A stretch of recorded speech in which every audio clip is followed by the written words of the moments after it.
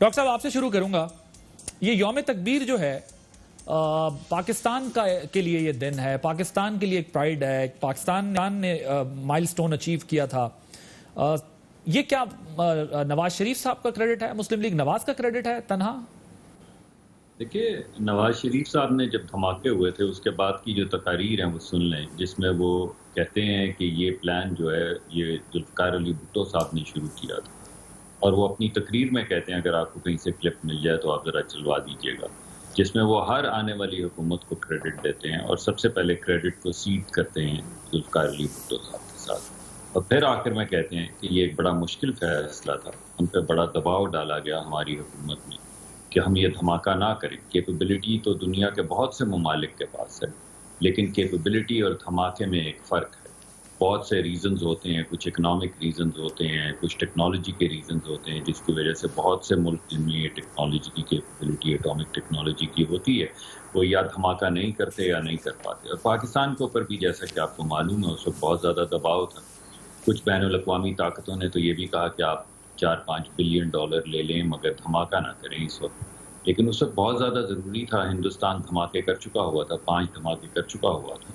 اس وجہ سے بہت زیادہ ضروری تھا کہ 5 سے 1 زیادہ دھماکہ کیا جائے. لیکن میں سمجھتا ہوں یہ ایک ایسی چیز ہے جس کے اندر ہر حکومت نے اس سے ماورا کہ ہم اس کو سپورٹ کرتے ہیں نہیں کرتے، ہمارے سیاسی اختلافات ہیں یا نہیں، مگر پاکستانی اٹامک پروگرام کے اوپر کم از کم میری سوچ سمجھ میں یا میری سیاسی جو میں نے تاریخ پڑھی ہے کوئی ایسی. پی ایم ایل این کے ہی وزیر خارجہ تھے گوہر ایوب صاحب، ہی از آن ریکارڈ، وہ کہتے ہیں کہ نواز شریف صاحب تو یہ کرنا ہی نہیں چاہتے تھے اور دباؤ بہت زیادہ تھا اس زمانے میں، اپوزیشن کی طرف سے بھی دباؤ بہت زیادہ تھا، آل پارٹیز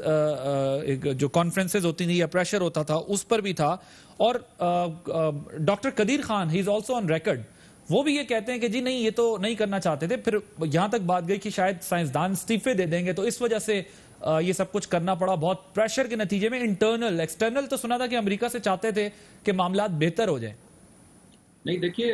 کم از کم میری سوچ بوجھ میں نہیں ہے، میں ضرور آپ جو کہہ رہے ہیں ان کو میں پڑھ لوں گا، جو اقتصابات اگر کسی کتاب میں ہے تو میں پڑھ لوں گا. لیکن میرے خیال میں غالباً قدیر خان صاحب کی کتاب ہے جس کے اندر انہوں نے لکھا ہے کہ نواز شریف صاحب نے بڑا کلیدی رول پلے کیا. اب مجھے صحیح طرح سے یاد نہیں ہے وہ کون سی کتاب تھی، میں بھی دیکھ لوں گا. لیکن اگر آپ واقعی ریفرنس دے رہے ہیں تو مجھے پڑھنے میں کوئی آر نہیں ہے. مجھے معلوم ہے یہ بات کہ اس وقت نواز شریف صاحب جو ہیں وہ ایک بین الاقوامی دورے پہ تھے، اور یہ جو سینٹرل ایشین اسٹیٹس ہیں ان میں سے ایک اسٹیٹ کے اوپر تھے جب بھارت نے دھماکہ کیا. اور مشاورت کا عمل تو بعد میں شروع ہوا، لیکن انہوں نے ٹیلی فون کر کے اسی وقت یہ کہا کہ ہمیں کتنی دیر لگے گی جوابی دھماکے کرنے میں، اور اس وقت پتہ یہ چلا کہ 3 ہفتے ہمیں لگیں گے. تو انہوں نے ٹیلی فون پہ ہی جو گفتگو کی اس میں کہا تھا کہ نہیں 3 ہفتے ہم انتظار نہیں کر سکتے، اور پھر 1-2 راؤنڈز گفتگو کے بعد یہ فیصلہ ہوا کہ 17 دن میں ہم دھماکہ کر سکتے ہیں. اور ایگزیکٹلی 17 دن بھارت کے دھماکوں کے بعد ہم نے ایک اضافی دھماکہ کیا. سر یہ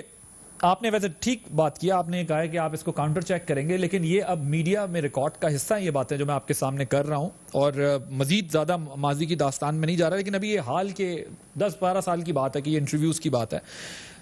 چودھری منظور صاحب، ایک یہ مریم صاحبہ نے بھی